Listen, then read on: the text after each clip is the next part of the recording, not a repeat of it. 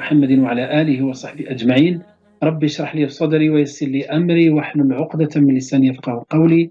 سبحانك لا علم لنا إلا ما علمتنا إنك أنت العليم الحكيم. Seigneur, ouvre-moi ma poitrine et facilite ma mission. Aidez-nous à nœud ma langue afin qu'ils comprennent ma parole. Gloire à toi, nous n'avons de science que ce que tu nous as appris. Certes, c'est toi l'omniscient et sage. Mes chères sœurs, mes chers frères, je vous salue par la salutation de l'islam qui est la paix, que la paix, le salam d'Allah soit sur vous. Voilà donc le chapitre numéro 9, récupération des jeûnes manqués. Et là, vous allez voir, Inch'Allah, des questions qui étaient posées. On va, Inch'Allah, les retrouver à travers cette présentation. Donc, lorsque donc il y a des jeûnes qui sont des jours de jeûne rompus, donc certainement, il y a des rattrapages derrière, mais pas que. Hein, donc, il y a un certain nombre de règles qu'on va voir aujourd'hui, Inch'Allah, avec plus de détails. Et aujourd'hui, donc, j'ai fait selon l'école malikite, hein, donc beaucoup qui suivent cette école-là. Donc une grande majorité aujourd'hui, de plus en plus, on retourne vers l'enseignement de l'école malikite pour être d'abord parce qu'il a beaucoup beaucoup de qualités. En même temps, ça va nous permettre aussi de fixer un peu les repères, les méthodes, hein, parce que souvent on parle de divergence, mais on ne dit pas pourquoi. Mais, Inch'Allah, de temps en temps, je vais évoquer d'autres avis. Wa alaykoum salam wa rahmatullahi wa barakatuh, Siam. Donc, les conséquences de rupture de jeûne, hein, entre parenthèses, selon les malikites, lorsqu'il y a rupture de jeûne, il y a des conséquences, on va les voir. Donc, il peut y avoir, hein, voilà, donc celui qui a fait une rupture de jeûne, soit il va être concerné par ce imsak, qu'on va expliquer, soit par donc soit par un rattrapage, soit les deux. Hein, donc en même temps je regarde des messages, soit l'expiation, hein, ce qu'on appelle al-kaffara, soit il va être concerné par la compensation, la compensation, après on va le dire en arabe, et enfin par la succession. On va les voir, Inch'Allah, cas par cas. Donc, l'abstinence qu'on appelle l'imsak, donc soit il va être concerné par l'imsak, soit par al-qada, soit al-kaffara, soit al-it'am. Al-it'am, c'est nourrir, al-it'am, soit al-tatabu'. Donc, on va voir dans quel cas ceux qui ont rompu le jeûne sont concernés par l'abstinence. Et vous allez voir des choses qu'on a déjà vues par d'autres angles. Mais là, on fait le résumé de tout ce qui concerne les ruptures de jeûne. Donc, l'imsak, c'est-à-dire le fait de s'abstenir, ça c'est la définition qu'on a vue, c'est le fait de s'abstenir de manger, de boire, d'entretenir une relation sexuelle pendant la journée du mois du Ramadan. Pardon, je suis remonté un peu en arrière. Il s'agit d'une obligation pour le jeûneur. Donc, on a dit qu'il s'agit du deuxième pilier du jeûne. Mais il s'applique aussi à certaines personnes dont le jeûne n'est pas valide ou qui ne jeûnent pas. Donc, il ne concerne pas uniquement ceux qui jeûnent, ceux qui ont un jeûne valide, mais il concerne d'autres catégories. Hein, donc, et on va citer, Inch'Allah, voilà, on va citer ces personnes, ces catégories qui sont concernées par l'imsak, hein, donc par l'imsak, soit avec le caractère obligatoire, soit avec le caractère sérogatoire, ou plutôt qu'ils sont plutôt pas surérogatoires. Je retire le deuxième mot, soit par le caractère obligatoire, soit ils ne sont pas concernés. Il n'y a pas ici de sérogatoire, ils vont manger normalement. L'imsak. Je reviens sur ce terme-là. Il ne faut pas se tromper. Ce qu'on voit dans les calendriers, etc., c'est simplement dans les calendriers, nous sommes concernés. L'imsak, c'est à partir du moment où il y a, كما قال ربنا سبحانه وتعالى وكلوا واشربوا حتى يتبين لكم الخيط الأبيض من الخيط الأسود من الفجر. Donc le fajr, l'heure du fajr as-sadiq qui est concernée par l'imsak, l'abstinence à partir de ce moment-là. Dans des calendriers, quand on trouve ce imsak, là, c'était une précaution parce qu'on avait des doutes par rapport à des calendriers des fois, et on prend des précautions de 10, 15 minutes, de 20 minutes, ça dépend. Donc, ce n'est pas, il ne faut pas comprendre le terme imsak avec ce qu'on a étudié dans les piliers du jeûne. Ça, c'est simplement quelque chose de qui est récent à ça. Il ne remonte pas à l'époque du prophète sallallahu alayhi wa sallam. Il n'y a pas de. Il y a quelques indications qui parlent que le prophète sallallahu alayhi wa sallam s'arrêtait de manger un certain nombre, le temps qu'on lit un certain nombre de versets, mais ce qui prime, c'est Al-Fajr, parce que le Coran, il est catégorique ici. وكلوا واشربوا حتى يتبين لكم الخيط الأبيض من الخيط الأسود من الفجر. Donc c'est clair dans le verset coranique. Certains peuvent se référer à ces versets, à ces hadiths-là, mais devant donc une information catégorique, devant une information conjecturelle, donc c'est l'information catégorique qui prime, qui est le verset coranique ici. L'imsak, on trouve le terme dans les calendriers, ça n'a rien à voir. Beaucoup de gens qui nous disent, est-ce que je peux avoir un calendrier de l'imsak de Ramadan? On leur dit, mais est-ce que vous avez le calendrier des horaires de prière? Ils répondent oui, ben c'est ça. Vous allez vous baser sur ce calendrier, bien sûr, un calendrier qui se réfère à un angle, un degré. Donc les angles, donc nous, c'est plus de 15 degrés à ce qu'on a adopté à l'Institut Nawawi, parce que la plupart des pays musulmans, ils se basent sur autour de 18 degrés. Donc même nous, 15, c'est trop juste, mais quand on regarde, alhamdoulilah, nous, sur Saint-Étienne, un travail, alhamdoulilah, qui n'est pas négligeable, qui a été fait pendant des années en utilisant l'observation, et ensuite, après l'observation, on a essayé de modéliser et on a trouvé des angles qui varient autour de 15,5, 16, etc. On est plus proche de la vérité. Par contre, si quelqu'un adopte un autre calendrier, je ne sais pas, 12 ou autre chose, qu'il fasse très attention par rapport à l'imsak, qu'il fasse très attention, et même par rapport à salat al-isha, wallahu a'lam. Donc ce terme imsak, il ne faut pas le confondre avec ce qu'on est en train d'étudier. Donc il y a des gens qui sont concernés par l'imsak avec le caractère obligatoire pour toute personne ayant invalidé son jeûne sans excuse dans la journée, que cette nullité de jeûne soit volontaire ou involontaire.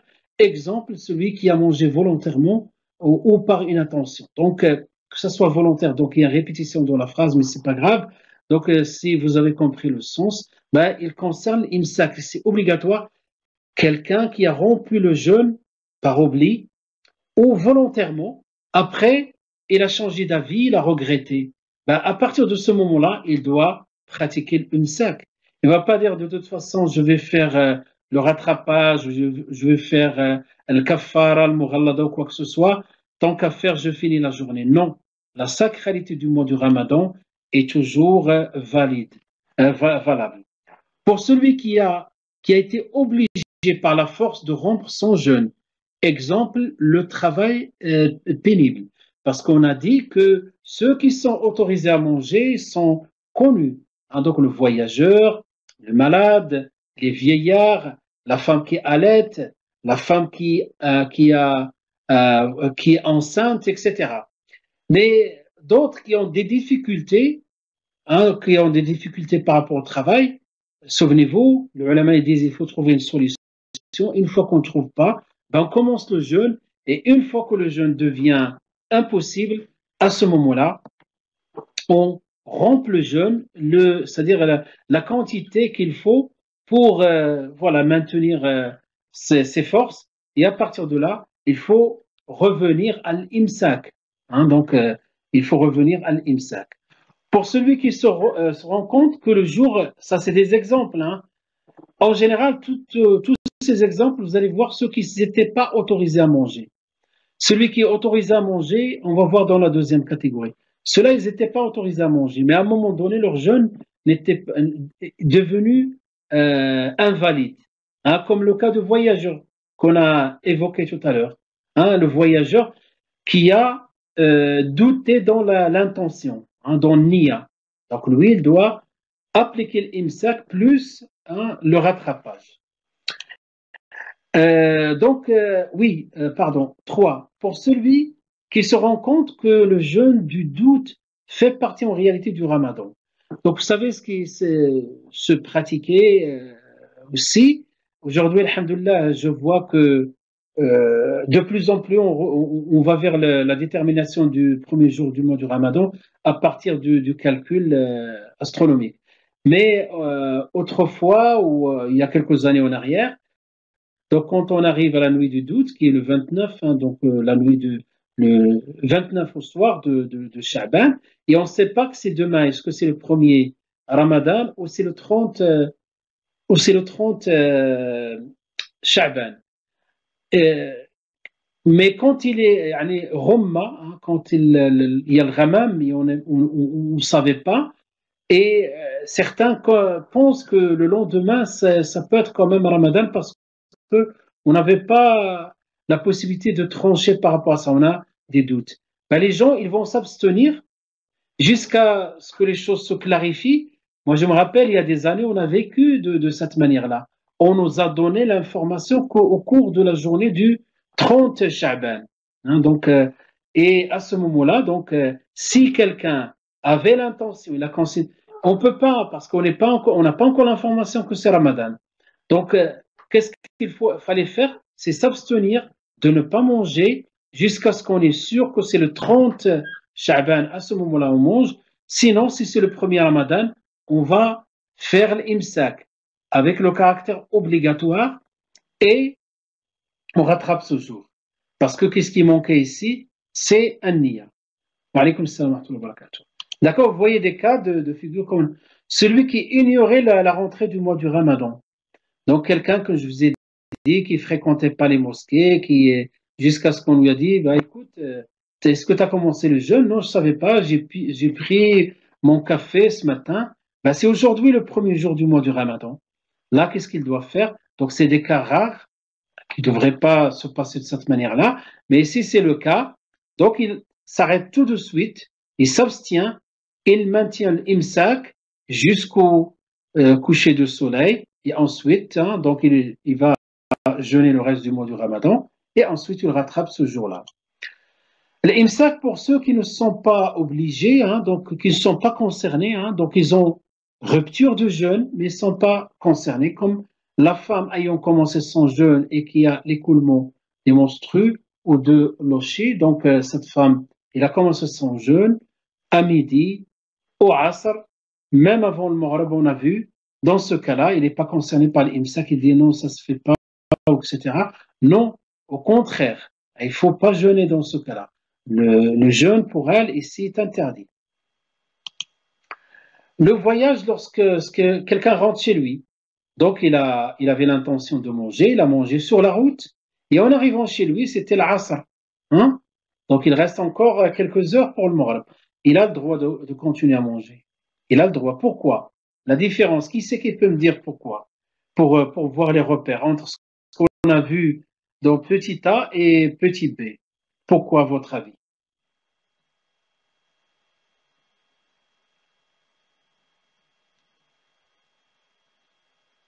Hein? Il y a des réponses ou pas encore? Vous m'écoutez au moins? Dites-moi oui pour que je donne la réponse. D'accord, je vois que en train d'écrire. D'accord. Le premier cas, tout simplement, pourquoi le voyageur, contrairement aux autres, les autres, ce qu'on a listé dans le petit A, avant, ils n'étaient pas autorisés à manger. Et il leur arrivait quelque chose de telle sorte que leur jeûne est devenu invalide. D'accord? Lui, il avait l'autorisation dès le début, parce qu'il est voyageur. C'est pour cela qu'il peut continuer à manger, même s'il est rentré chez lui. D'accord? C'est ça la différence entre les deux. Le malade, hein, qui retrouve sa santé. Donc, il était malade, le matin, il a pris, etc. Et à un moment donné, donc, tout va bien, alhamdoulilah, il n'a plus c'est le mal qu'il avait. Et il a retrouvé sa santé, ben, il est autorisé. Donc, vous voyez, la règle générale, c'est que ces gens-là, ils ont l'autorisation d'office, d'avance. Quatrième, toutes les personnes qui ne sont pas assujetties au jeûne et dont l'excuse leur permet de ne pas jeûner, donc comme un enfant, voilà, ou quelqu'un qui n'a pas la lignée, qui n'a pas la raison, etc. D'accord? Donc, pour résumer, ceux qui sont concernés par l'IMSAC, ceux qui n'avaient pas l'autorisation et s'est produit quelque chose et leur jeûne est devenu invalide, ben, il faut qu'ils reviennent à la norme qui est l'IMSAC. Ceux qui ont l'autorisation, comme les cas que vous voyez devant vous, doivent, ils peuvent manger effectivement et même c'est tout à fait normal qu'ils mangent. Maintenant, ça c'est le 1. Donc, souvenez-vous, on a commencé par dire que celui qui lui arrive quelque chose dans son jeûne, il devient invalide, il est concerné par l'une ou plus, hein, parmi ces 5 choses. Al-imsak. Maintenant, j'espère que c'est clair pour l'imsak. Le rattrapage. C'est quoi le rattrapage? Al-qada. Yaqdi. Comme on dit, al-qada, yaqdi. Mais al-qada dans le sens la magistrature. Non, al-qada dans le sens de rattrapage, de payer si vous voulez, ses dettes. La première catégorie, donc, qui sont concernés par le qada, ceux qui avaient une excuse valable. Ils sont concernés. Celui qui a perdu conscience à l'entrée de l'aube. Donc, et attention par rapport à ça, on a dit, il n'a pas retrouvé sa raison qu'après le Maghrib. Mais s'il retrouve ça, donc, à l'entrée, pardon.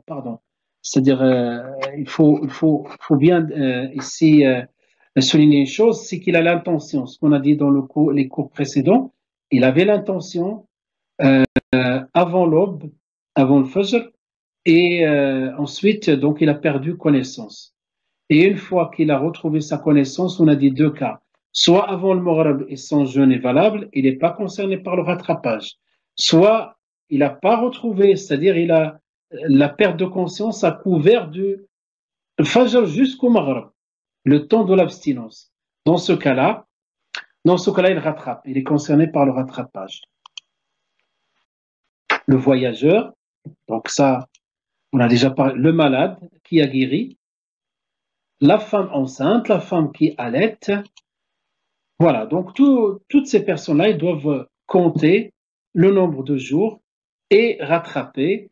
C'est une question qui pose le ulama, هل يعني على التراخي أم على الفور أو الفور أو أم على التراخي. Ça, c'est un terme que vous pouvez trouver dans les livres des fuqaha. C'est quoi ala al-fawr ou c'est quoi ala al-tarahi? Ça, c'est une question de usul fiqh. On va la voir, Inch'Allah, avec les 4e années cette année, Inch'Allah, sur les indications linguistiques. Lorsque Allah nous ordonne de faire quelque chose, c'est ça la question, c'est au niveau théorique, dans la théorie du usul fiqh. Lorsque Allah nous ordonne de faire quelque chose, est-ce que Allah if'al kada, donc fait quelque chose, est-ce qu'il faut le exécuter tout de suite ou tu as le temps, donc à la tarahi, c'est-à-dire à l'al-fawr immédiatement, à la tarahi à journée. Et donc là, le rattrapage, ça c'est une question de usul fiqh qui, on va la voir Inch'Allah dans les détails, les différentes écoles et l'argumentation dialogue. Mais en tout cas, le rattrapage du jeûne, c'est à la tarahi, c'est-à-dire à journée. On n'est pas obligé de rattraper tout de suite. Vous allez peut-être poser la question si quelqu'un veut faire les jours de Shawwal. Il est déconseillé d'une manière générale de commencer à faire des actions surérogatoires avant d'accomplir les actions obligatoires. Ça, c'est la règle générale.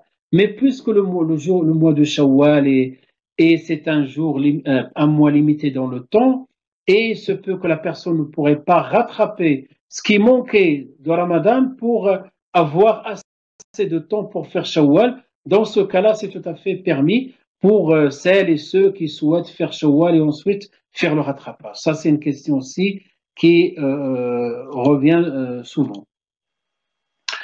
Deuxième catégorie, les personnes dont le jeûne sera devenu invalide et sans avoir violé la sacralité du mois du Ramadan. C'est la première catégorie qu'on a vue dans le A. J'espère que vous me suivez Donc c'est à peu près ça, celui qui a mangé à vue, par inattention, par oubli. Certes, la majorité les autres écoles disent, ils ont pris le hadith, hein, donc ils ont pris le hadith, c'est pas la majorité. Les chafi'ites et les hanbalites, hein, donc ils ont dit que celui qui mange et qui boit, euh, en état d'oubli, hein, donc bien sûr il est concerné par le l'imsak, mais il n'a rien à rattraper. Les malikites, ils disent qu'il doit quand même rattraper. Et Allah, le hadith, quand il dit Allah at'ama wa saqa, dans le sens où il est pas, il est pas responsable, il n'a pas commis de péché.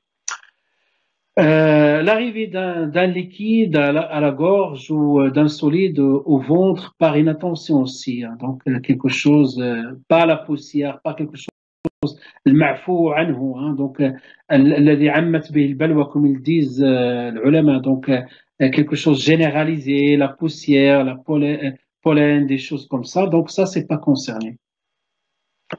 Le voyageur qui hésite, voilà, dans l'intention jusqu'à l'aube, hein, c'est le cas qu'on a vu dans la question de la sœur. Celui qui a eu une émission de sperme à la suite d'une pensée ou d'un regard sans pour autant persister. Donc il a pensé, donc il a pas fait vraiment un acte où il a provoqué, mais donc là dans ce cas-là c'est pas le cas de l'madi, hein, c'est pas le cas de l'madi, mais le cas de sperme ici qui est concerné. Celui qui provoque un vomissement, on a vu ça aussi parmi ceux qui rompent le jeûne, hein, donc pas celui qui a subi un vomissement. Donc là il n'est pas concerné par le rattrapage, sauf celui qui provoque. Donc tout ce monde-là est concerné par le rattrapage. Après, il y a une question, je me rappelle, c'est toujours la sœur Atira qui avait posé cette question auparavant, hein, dans les premiers cours. Ici, le musulman meurt en étant redevable de jeûne.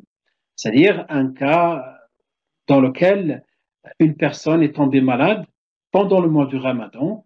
Il va vivre quelques jours jusqu'à peut-être la fin du mois du Ramadan, ensuite il meurt. Donc là, il était vivant et il était malade. C'est normal qu'il rompe le jeûne, mais ces jours-là, normalement, en général, ça se rattrape. Qu'est-ce qu'on fait dans ce cas-là?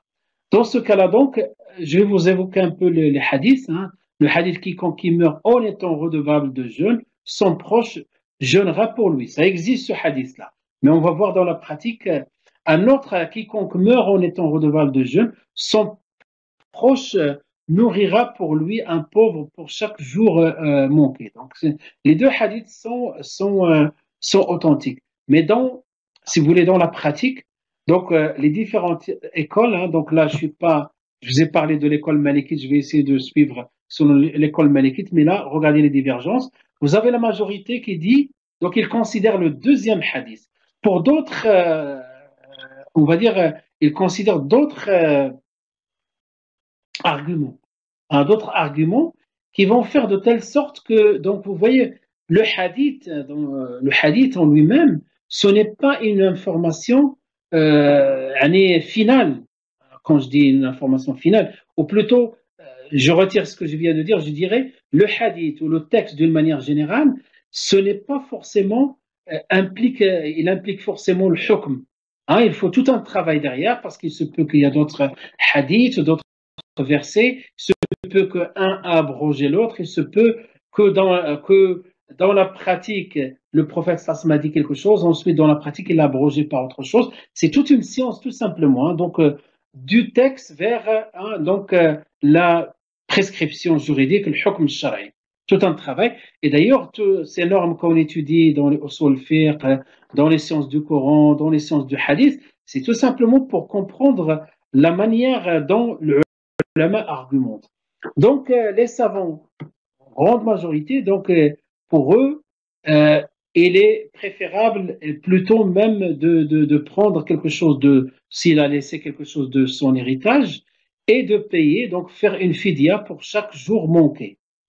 Donc voilà, ça c'est l'avis de la majorité des écoles. Les chafi'ites, ils disent, et d'autres, ils disent, il est permis de jeûner par bienfaisance mais elle est préférable. Donc, vous voyez, même s'ils autorisent ça, les chafi'ites, ils disent de préférence de revenir à cet avis de la majorité et donner une fidya. L'imam Ahmed, pour lui, il est catégorique quand il dit on ne jeûne pas pour le défunt. On ne jeûne pas pour le défunt, sauf s'il s'agit d'un jeûne votif. Donc, ce qu'on appelle le nadr. On a parlé de jeûne obligatoire nadr. D'accord? Donc voilà, ça c'est les différents avis. Donc ce qui ressort de tout ça, et pour maintenant, j'ai dit à la sœur Atika à l'époque, on va revoir ça, on va voir ça plus loin. Voilà, donc ici de préférence, si on a un défunt qui est redevable d'un certain nombre de jours, de préférence de donner à manger en comptant le nombre de donner à manger, en comptant le nombre de jours qu'il n'a pas jeûné. Voilà pour répondre à cette question-là. Donc, qu'est-ce qu'on a dit? Il y a 5 choses qui sont concernées par les ruptures du jeûne. Al-imsak, al-qada, al-fidya. Là, on va voir troisièmement al-fidya, la compensation. Al-fidya est la compensation, est la compensation à donner pour chaque jour du jeûne pour des personnes spécifiques, les pauvres. Il s'agit d'un moud. C'est quoi un moud? C'est ça un moud. Vous voyez mes mains? C'est ça le moud d'un homme de taille moyenne. Du prophète sallallahu alayhi wa sallam a donné un pauvre musulman pour chaque jour compensé, bien sûr, aux musulmans. Parce que c'est vrai qu'en ce moment-là, il y a, alhamdoulilah, un élan de solidarité qui est très louable. Et, alhamdoulilah, bien sûr, quand on est solidaire, on n'est pas qu'avec les musulmans parce qu'on partage un destin commun pendant cette période-là.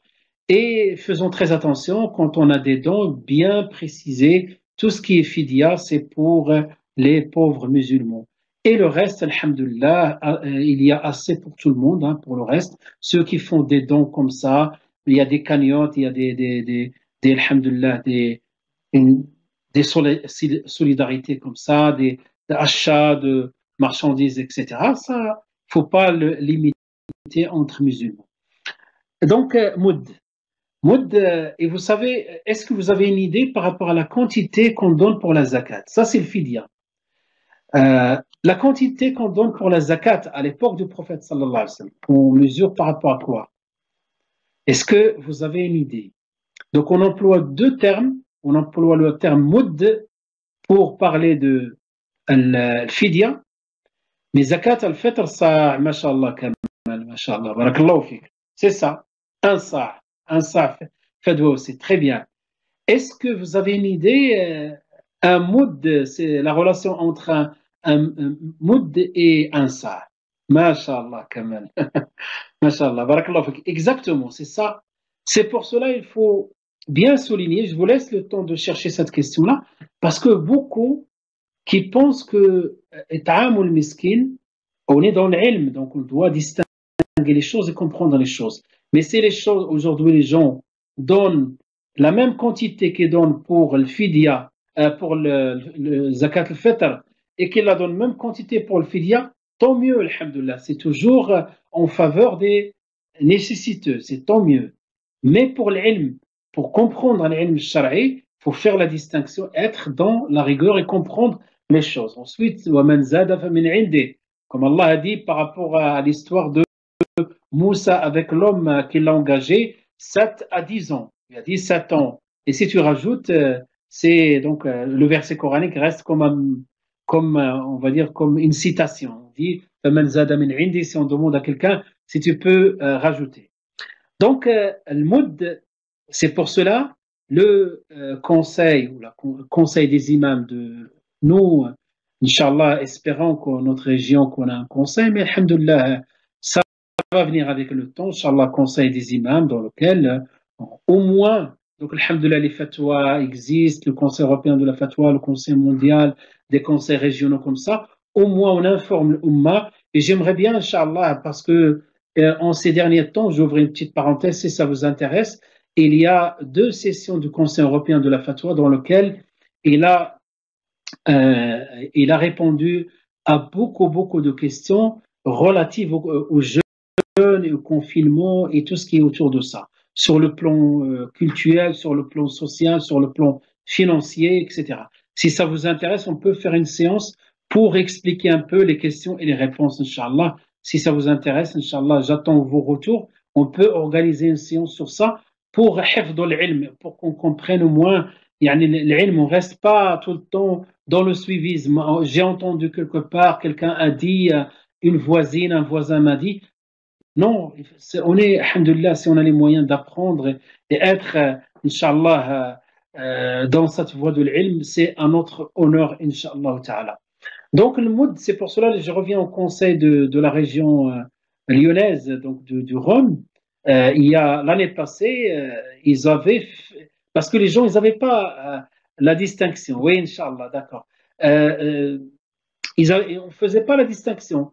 Quand il y a une époque, on remonte 10 ans en arrière, ou 8 ans, ou même 5 ans, quand quelqu'un paye le fidya, il nous dit combien? On lui dit 5 fois 30, 150 euros. Et zakat, combien? 5 euros. Mais en réalité, on n'était pas très précis. Parce que, et alhamdoulilah, qu'ils ont quand même, certains ont précisé ça, ce conseil de Rome, ils ont dit fixer 7 euros. Ils se basent sur quoi? Ah ben, sur la moyenne de ta'am, un repas. 7 euros pour euh, le zakat al-fitr, parce que c'est ça. Et ça, c'est 4 fois un moud. Et ils se sont basés aussi, parce que moud de l'époque des prophètes sallam correspond quand même à quelque chose. C'est pour ça qu'ils ont fixé le fidya à 5 euros et zakat al-fitr à 7 euros. Donc voilà la nuance, pourquoi on a cette distinction entre les deux.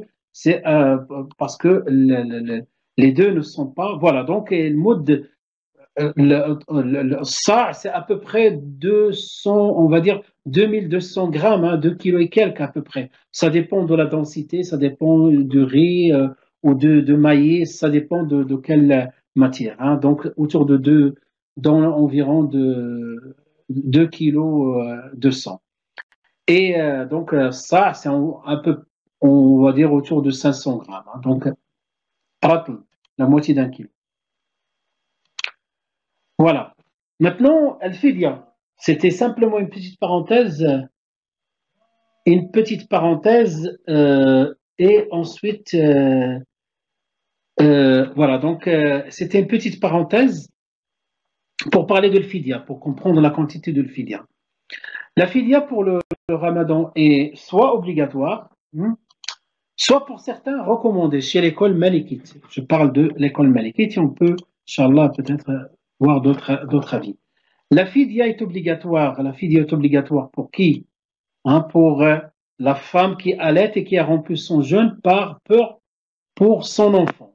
Donc on a dit c'est le cas de certaines écoles, pas des hanafites, mais pour les malikites, voilà, excusez-moi, c'est un appel qui est important. Simplement, j'envoie un message pour dire que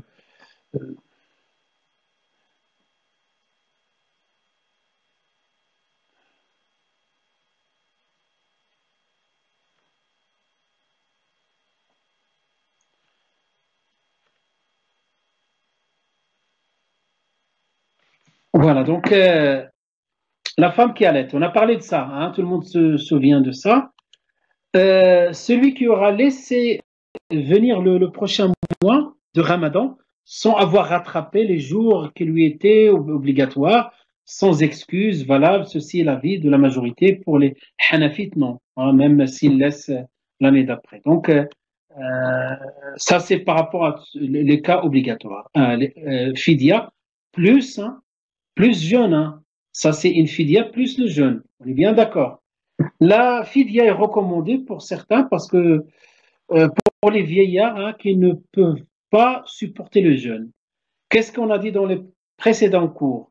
Que c'est la compensation pour le vieillard qui ne peut pas jeûner, c'est-à-dire à caractère obligatoire pour l'ensemble hein, des fuqaha. Mais les malikites, ce n'est pas une obligation hein, parce qu'il est dispensé et aussi pour le malade incurable, hein, donc les maladies incurables. Voilà par rapport à la troisième question qui est Al-Fidya. Qu'est-ce qu'il nous reste? Donc on a dit, premièrement, Hein, donc, essayez de répéter avec moi même si je ne vous entends pas. Donc, la première chose, c'est al-imsak. La deuxième chose, al-qada. Troisième, al-fidya. Et ensuite, al-kaffara. Al-kaffara, alhamdoulilah, on a parlé de al-kaffara. Mais là, chez les malikites, quand ils parlent de al-kaffara, ils parlent de al-kaffara al-mughallada. On parle de al-kaffara al-mughallada, c'est-à-dire l'expiation aggravée. Et donc, l'expiation aggravée, l'expiation est la compensation obligatoire pour celui qui aura annulé son jeûne, soit donc sans oubli, ni contrainte, violant ainsi la sacralité du mois du Ramadan. L'expiation ne concerne que le jeûne obligatoire du mois de Ramadan. Ceux qui doivent expier, donc, pour vous rappeler de tableau qu'on a vu la dernière fois, les Malikites, ne serait-ce que quelqu'un dans sa tête, il va dire au milieu de la journée, je ne veux plus jeûner. Il a cassé sa niya. Pour les Malikites, il doit rattraper la kafara, l'expiation aggravée.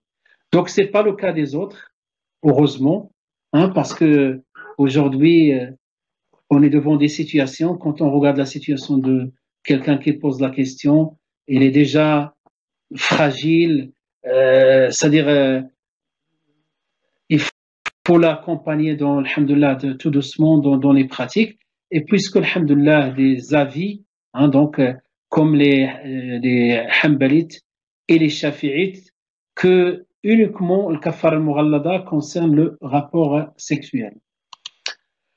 Voilà, l'expiation kafara, c'est simplement quelques précisions, je passe tout parce que quelque chose qu'il faut souligner aussi chez les Malikites, c'est très intéressant de souligner ça aussi. C'est que les autres écoles, ils disent d'abord libérer un esclave, c'est plus le cas aujourd'hui, mais on le cite pour l'ilm. Ensuite, jeûner 2 mois successifs. Et enfin, donner et'am. L'et'am, hein, 60 pauvres. Donc, moud, hein, donc le moud.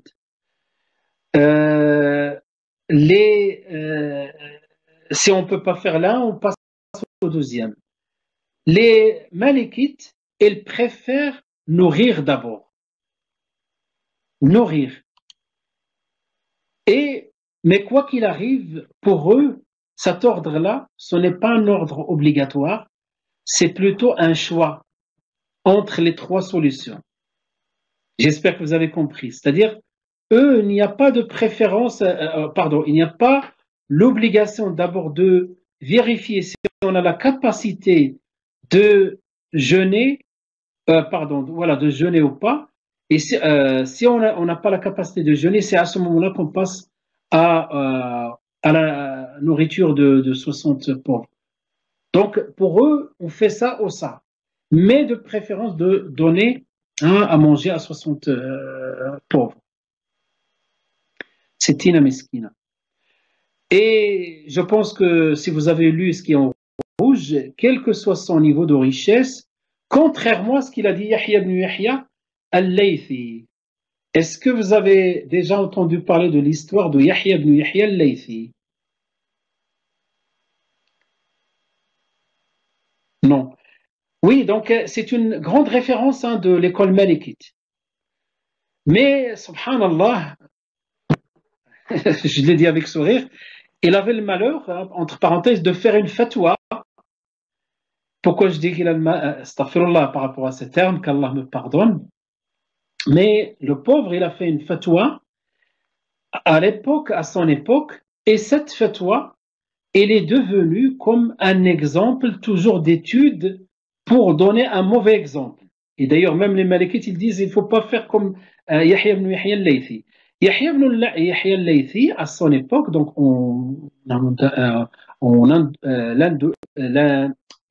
في الأندلس الله أكبر, vous avez compris, l'Andalus, avec quelques savants et qui étaient la référence. Donc les autres savants malikites, ils ne parlent pas au moment où ils parlent. Et Yahya ibn Yahya al-Laythi. Et à son époque, l'émir de la ville est venu demander une fatwa. Il a dit, voilà, j'ai eu des relations, hein, comme le bédouin, avec mon épouse. Que dois-je faire, hein, pour expier ma faute? Alors, chez les Malikites, tout le monde attendait qu'il va lui dire, va nourrir 60 pauvres. Lui, il va lui dire, il va faire un ijtihad. Hein, il va faire un ijtihad, c'est-à-dire pour l'obliger à ne plus refaire ça. Et il va lui demander de jeûner 2 mois successifs. Alors, dans leur école, il était en contradiction avec son école. Et même contradiction avec les autres possibilités. C'est pour cela, c'est-à-dire cet ijtihad qu'il a imposé un ordre alors qu'il ne devrait pas le faire. Donc c'était pour la majorité des savants, nous on observe, hein, on n'a pas leur niveau, on observe, c'est-à-dire que pour les savants c'était une faute, le fait de sortir de ce que Allah a autorisé, de sortir de soit de cet ordre-là ou de ce choix-là qu'il y avait en imposant une seule solution, pas d'autre. Et pourquoi Yahya ibn Yahya al-Laythi, rahimahullah, de toute façon, ça c'est une petite, on va dire, grain de sable dans son désert, hein, de l'ilm qu'il a apporté. Hein, il ne faut pas que ça devienne Yahya ibn Yahya al-Laythi comme un exemple voilà, d'erreur ou de dérive. Non, hacha. Donc, pourquoi? Parce qu'il a dit, si lui il est riche, si je lui donne cette fatwa-là, alors que cette fatwa existe, Allah il l'a pas dit ça c'est valable pour les riches ou valable pour les pauvres. Et donc lui il a fait cet effort-là pour l'empêcher de refaire ça, mais il n'a pas à faire ça quand même. Voilà, donc il n'a pas à faire ça quand même, wallahu alam, d'après les savants. Ensuite, qu'est-ce qui nous reste, Inch'Allah, pour finir ce cours-là? La succession, l'enchaînement. Donc, ceux qui sont concernés par l'enchaînement, ils sont au nombre de 5. Le jeûne du mois de Ramadan, hein, donc le kafara expiation du mois du Ramadan, le kafara mughallava, le kafara expiation dans le cas de homicide involontaire, dans le cas de dehar, souvenez-vous de dehar, dans le cas de nadr, si quelqu'un dit je jeûne le mois de Rajab, si Allah m'accorde telle ou telle faveur. Il a dit qu'il va jeûner le mois de Rajab. Or, le mois de Rajab, hein, on ne peut pas le disperser, hein, c'est un mois entier. Donc, il est dans l'obligation de jeûner tout le mois. Voilà, après, j'ai essayé de faire un schéma pour regrouper tout ça. Inch'Allah, je vais essayer de vous le passer la prochaine fois. Je pense avec ça, alhamdoulilah, on a passé tout ce qui est vraiment technique au niveau du jeûne. Walillah, alhamdoulilah, fiqh wa siyam. J'espère qu'il est Inch'Allah utile pour nous tous et que Allah nous accorde, alhamdulillah, cette faveur d'être parmi ceux qui cherchent le savoir et la science. Après le reste, donc tout ce qui est recommandé, on peut les faire, Inch'Allah, très rapidement une autre fois. Tout ce qui est recommandé, tout ce qui est autorisé, comme le fait, voilà, de se baigner, de se laver, des choses comme ça. Tout ce qui est déconseillé, comme le fait de laisser des sunan, tout ce qui est sunnah, rompre le jeûne rapidement, etc. Et retarder le suhour et voilà l'éthique du jeûneur, etc. Tout ce qui est aussi qui concerne Tarawih, on peut parler de ça, Inch'Allah, on peut parler de ça aujourd'hui. Tout ce qui concerne l'I'tikaf, hein, donc toutes ces choses-là, si vous voulez, sont accessibles. Je peux vous résumer tout ça, Inch'Allah, dans un document et vous envoyer, Inch'Allah, partager avec vous. Voilà, avec ça, alhamdoulilah, ça c'est, je pense, la 10e séquence, hein, que je vais, Inch'Allah, soit laisser cet enregistrement, soit faire un autre enregistrement pour alimenter la liste qui est sur ma chaîne YouTube qui s'appelle Fiqh as-Siyam, je pense. Voilà, barakallahu fikum, par rapport à ce cours-là. Est-ce que vous avez des questions, Inch'Allah?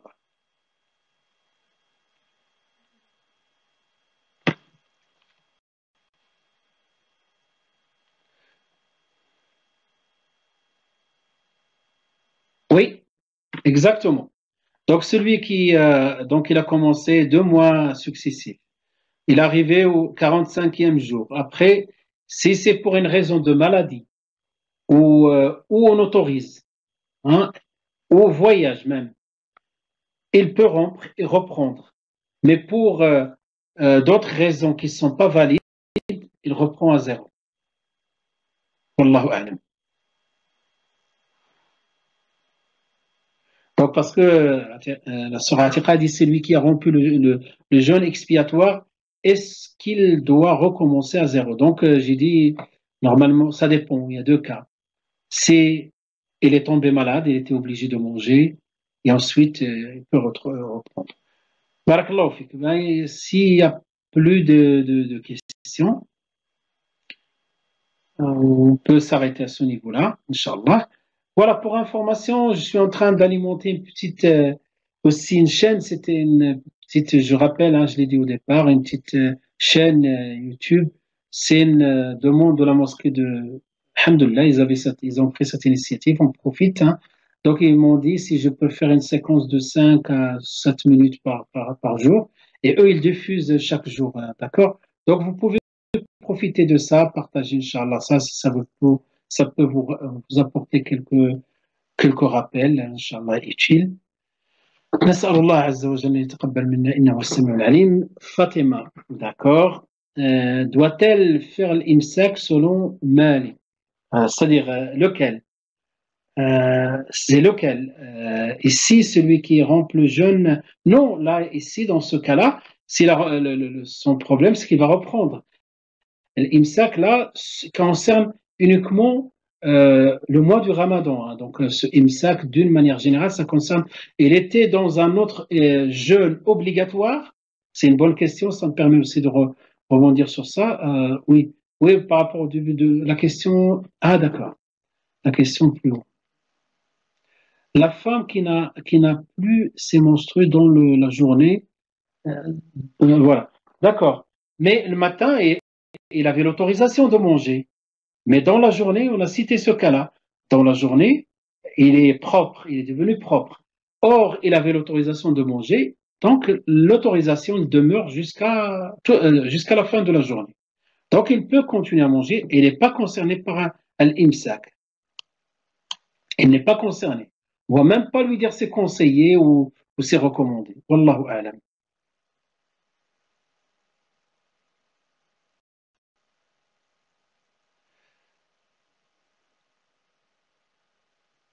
Wafikum barakallah, Inch'Allah, on va s'arrêter à ce niveau-là et je vous dis Inch'Allah, هذا وصلى الله وسلم وبارك على سيدنا محمد وعلى آله وصحبه أجمعين. اللهم اهدنا فيمن هديت، اللهم بارك لنا فيما أعطيت، اللهم قنا واصرف عنا السوء وشر ما قضيت، فإنه لا يعز من عاديت ولا يذل من واليت. اللهم إنا نسألك يا أرحم الراحمين